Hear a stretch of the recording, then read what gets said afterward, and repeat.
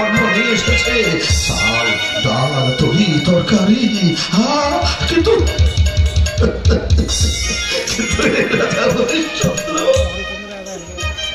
কি পণ্য নিয়ে এসেছে জানেন? এই হরিশ্চন্দ্র নিজেই পণ্য, নিজেই পণ্য হয়ে বিক্রয় করার জন্য এসেছে। কারণ দাসের প্রয়োজন, এই যে আপনাদের বলছি, কারণ দাসের প্রয়োজন। যদি প্রয়োজন হয় আমি দাস হিসাবে কিন্তু কোনো অবহেলা করবো না। যা যা আপনারা বলবেন আমি তাই করবো। আমি দাস হয়ে বিক্রয় হবো, কারণ দাসের প্রয়োজন আছে। এই যে আপনাদের বলছি, কারো দরকার দাসের, একদম একদম চাচামেচি করবি না, ঠিক মতো হাত যা। কে ভাই, কে ভাই বললে যে দাস হয়ে বিক্রয় হবে? এই তো পেয়েছি আমি।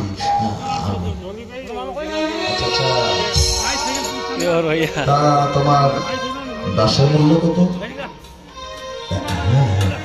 কত চাইবো, কত আমার প্রয়োজন? দাদা ভাই, আমার না ওই 3 কোটি স্বর্ণ মুদ্রা হলে হবে। আর আমার দামটা বেশি হয়ে যাচ্ছে না, থাক অন্য হাটে কম দামে কিনে নেবো। আমার বেশিও নয় কমও নয়, ওই 3 কোটি স্বর্ণ মুদ্রা হলেই আমার হবে। দয়া করে দাদা ভাই। আচ্ছা আচ্ছা, ঠিক আছে ঠিক আছে ঠিক আছে, নাও ধরো। এই যে এখানেই 3 কোটি স্বর্ণ মুদ্রা রয়েছে।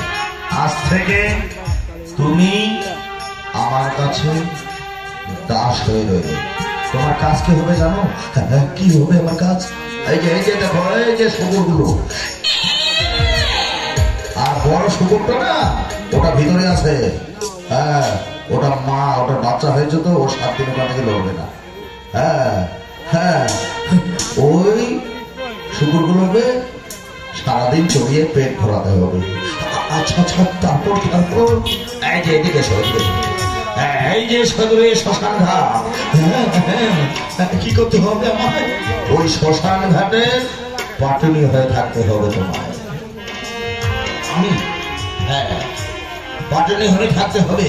যেই লাশ পোড়াতে আসবে প্রতি লাশ 50 কাহন করে নেবে।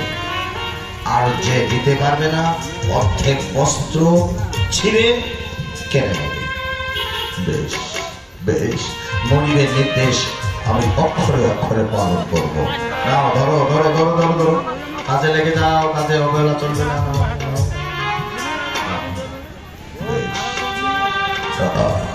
দেখো, আচ্ছা আচ্ছা, এই তুমি তো আমার দাস, তা দাসের তো নামটা জানা খুব দরকার। কি নাম তোমার জানি? কি বলবো কি বলবো? যদি বলি যে আমি রাজা হরিশ্চন্দ্র, হয়তো আমাকে কেনবে না। দেখো, আমার নাম হরিশ্চন্দ্র। বোকা, আর হরিশ্চন্দ্র তো হচ্ছে ওই রাজ্যের রাজার নাম। অত বড় নাম ধরে তোমায় ডাকতে পারবো না। এই কে তোমার নাম রেখেছে হরিশ্চন্দ্র রে? হরিশ্চন্দ্র বলে ও বলে রেখেছে বলে তুমি হরিশ্চন্দ্র হয়ে যাবে নাকি?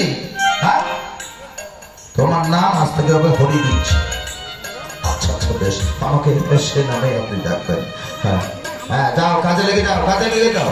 বেশ, আমার এতটুকু সময় দিন, এতটুকু সময় পরে আমি কাজে লেগে যাবো।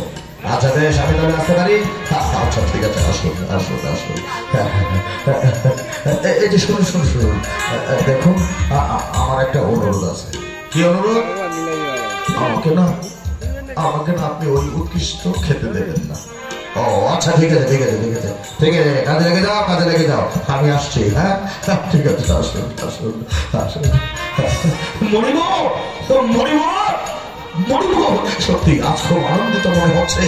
সত্যি আজ মরিবরের কাছে আমি ঋণ মুক্ত হতে পারবো, খুব আনন্দিত মনে হচ্ছে আমার। মরিবর, আগের শান্তি আগের শান্তি আগের শান্তি। রাজা হরিশ্চন্দ্র, এত চেঁচামেচি করছো কেন?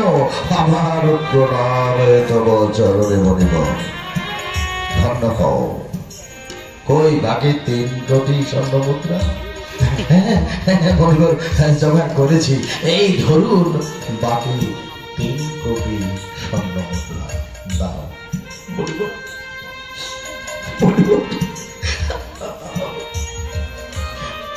আমি আপনার কাছে ঋণ মুক্ত হতে পেরেছি। হ্যাঁ পেরেছ দাদা হরিশ্চন্দ্র, প্রণাম হই মনিবর। আমি তাহলে আসতে পারি? আচ্ছা ঠিক আছে, এসো এসো এসো, যা এসো, আমি আসি। হ্যাঁ যাই, আমার কাজ শকুনগুলো চড়াতে হবে, আর ওই ঘাটের পাখনি হয়ে থাকতে হবে, আমার লাশ পোড়াতে হবে।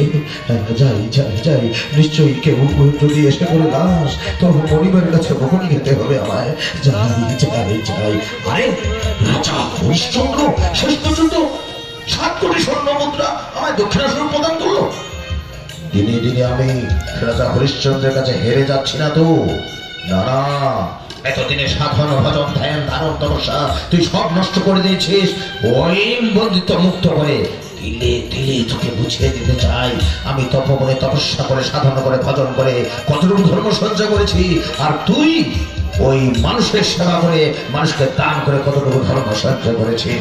তিলে তিলে বুঝে নেব তোর কাছে। শান্তি শান্তি শান্তি।